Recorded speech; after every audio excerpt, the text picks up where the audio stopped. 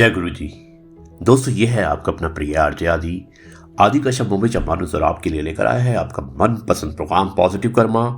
आज है episode number 508 और दिन है रविवार।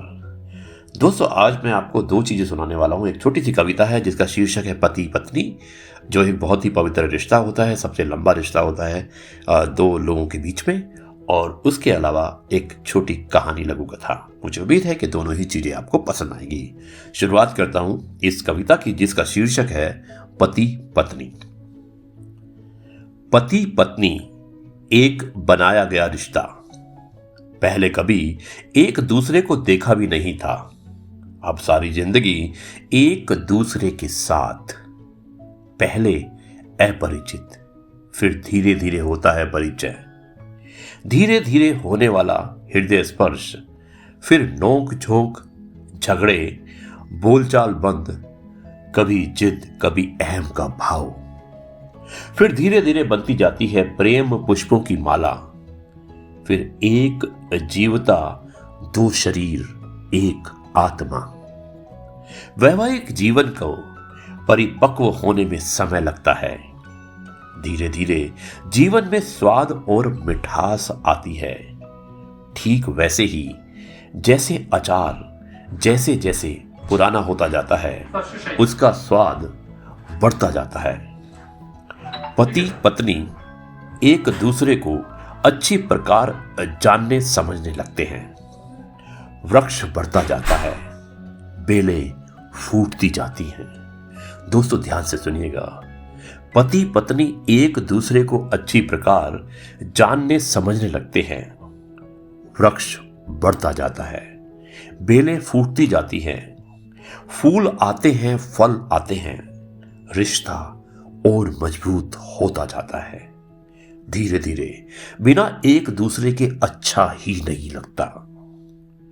उम्र बढ़ती जाती है, दोनों एक दूसरे पर अधिक आश्रित होते जाते हैं। एक दूसरे के बगैर खालीपन महसूस होने लगता है। फिर धीरे धीरे मन में एक भय का निर्माण होने लगता है। ये चली गई तो मैं कैसे जीऊंगा, ये चले गए तो मैं कैसे जीऊंगी। अपने मन में घुमड़ते इन सवालों के बीच जैसे खुद का स्वतंत्र अस्तित्व दोनों भूल ही जाते हैं। कैसा अनोखा रिश्ता है, कौन कहां का और एक बनाया गया रिश्ता। पति पत्नी, पति पत्नी। दोस्तों, ये थी कविता, बहुत मार्मिक और बहुत ही अंतर मन को छूने वाली कविता थी। मुझे उम्मीद है कि आपको ये कविता जरूर पसंद आई होगी। ये सभी शादीशुदा जोड़ों को समर्पित है, क्योंकि विवाह एक भरोसा है, समर्पण है। तारीफ उस स्त्री की जिसने खुद का घर छोड़ दिया, और धन्य है वो पुरुष जिसने अनजान स्त्री को घर सौंप दिया। आरजे आदि कश्यप मुंबई चंपारण आपके लिए लेकर आया आपका मनपसंद प्रोग्राम पॉजिटिव कर्मा। दोस्तों, आज आरजे आदि विशेष कुछ अलग हो जाए। रविवार स्पेशल में मैं आपको एक कहानी सुनाना चाहता हूं। लघु कथा है जिसका शीर्षक है इंसान और यमराज, और इसको भेजने वाले हैं चंद्रन बहादुर जी, जिन्होंने मुझे भेजा है। मैं आपको एक कहानी सुनाता हूं और मुझे उम्मीद है कि लघु कथा भी आपको पसंद आएगी। कहानी की शुरुआत होती है कुछ इस प्रकार। दोस्तों, ये कथा लगभग 25 साल पहले हमारे मित्र विष्णु शरण राय ने मुझे इलाहाबाद पोस्टिंग के समय सुनाई थी, जो मेरे साथ शाम को टहलते थे। एक बार एक यमदूत एक हाथी की आत्मा को लेने पृथ्वी पर गया। तब उसने देखा कि उस विशाल हाथी को एक छोटा बालक हाथ में एक छोटा अंकुश लेकर आदेश दे रहा, जिसे वह विशाल जीव बहुत अनुशासित रूप से पालन कर रहा है। फिर थोड़ी देर में उसकी आत्मा लेकर यमदूत यमराज के पास गया, और उसने यमराज को बताया कि किस तरह हाथी एक छोटे से मनुष्य की आज्ञा का पालन कर रहा था। यमराज, जो सभी जीवों की जबान जानते थे, उन्होंने हाथी की आत्मा से पूछा कि तुम एक छोटे से जीव से इतना भयभीत क्यों होते हो?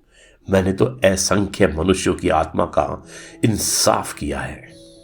हाथी ने कहा कि आपने मरे हुए आदमी की आत्मा का ही इंसाफ किया है, जिंदा आदमी से आपका पाला नहीं पड़ा है। तो अब यमराज ने यमदूत को आदेश दिया कि जाओ एक जिंदा इंसान को पकड़कर यहां ले आओ।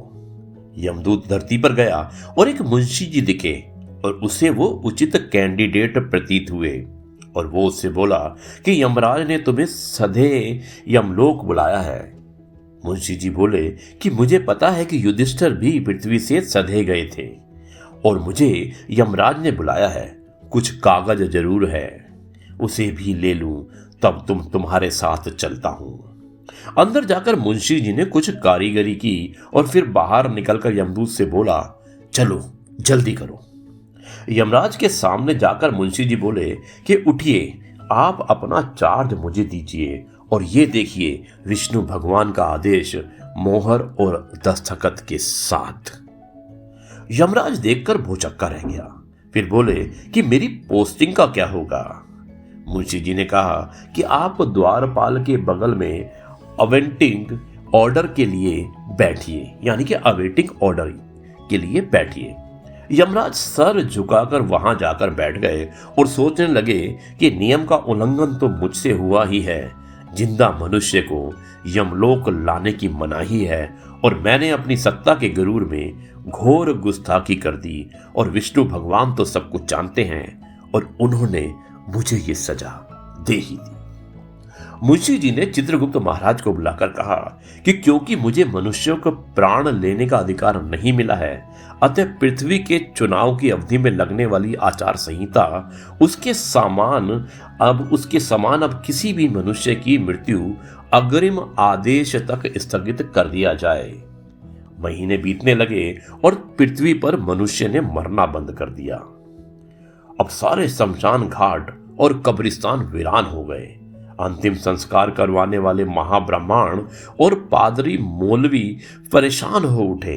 अस्पतालों में वेंटिलेटर पर पड़े मरीज अपनी अंतिम सांस गिनते गिनते गिनती भूल गए। इंद्र भी परेशान थे कि कोई स्वर्ग में नहीं आ रहा था और कमरे खाली पड़े थे, जैसे कभी कोरोना काल में पृथ्वी के 5 स्टार होटलों का हाल होता है। इंद्र यमलोक गए और उन्होंने यमराज को द्वारपाल के पास बैठा देखा। इंद्र ने घबराकर पूछा कि महाराज आप यहां कैसे? यमराज ने कहा कि मुझसे कुछ भूल हो गई और इसी से यहां बैठा दिया गया हूं मैं। इंद्र ने कहा कि मैं क्षीर सागर जाकर भगवान विष्णु से आपको क्षमा करने की याचना करता हूं ताकि तीनों लोगों की स्थिति सामान्य हो जाए। अब विष्णु भगवान ने इंद्र को हाथ जोड़कर सामने देखकर पूछा कि क्यों इस तरह अभय मुद्रा में क्षमा याचना के लिए खड़े हो। इंद्र ने बहुत ही विनम्रता के साथ निवेदन किया कि प्रभु, यमराज को उनकी गलती के लिए क्षमा कर दीजिए। आपने जो वैकल्पिक व्यवस्था की है उससे तीनों लोकों में त्राही माम हो गया है। विष्णु भगवान इंद्र के साथ यमलोक में प्रकट हुए। तब मुंशी जी साष्टांग दंडवत में भगवान के सामने लेट गए। विष्णु भगवान एक क्षण में सारा माजरा समझ गए। बोले, मुंशी जी अब मैं तुम्हारा क्या करूं? मुंशी जी बोले कि वही कीजिए जो आपने गीता में कहा कि मेरे दर्शन करने वालों को मुक्ति मिलेगी और वैकुंठ में स्थान मिलेगा। भगवान मुस्कुराए और बोले कि बची हुई आयु तुम्हें पृथ्वी पर बितानी पड़ेगी। तुम सुंदर जीवन जियोगे और उसके उपरांत मुक्ति पा जाओगे। इस पूरी कथा को तुम विस्मृत कर दोगे और उसी समय से पहुंच जाओगे और उसी समय में पहुंच जाओगे जहां यह कथा प्रारंभ हुई थी। फिर सब कुछ अदृश्य हो गया। दोस्तों, ये थी कहानी और मुझे उम्मीद है ये कहानी आपको पसंद आई होगी। अब मैं इस कार्यक्रम को यहीं पर समाप्त करता हूं और कल आपसे एक बार फिर मुलाकात होगी कुछ नई बातों के साथ। तब तक के लिए कहता हूं नमस्कार, जय हिंद, वंदे मातरम, भारत माता की जय, जय जवान जय किसान, जय गुरु जी, शुक्राना।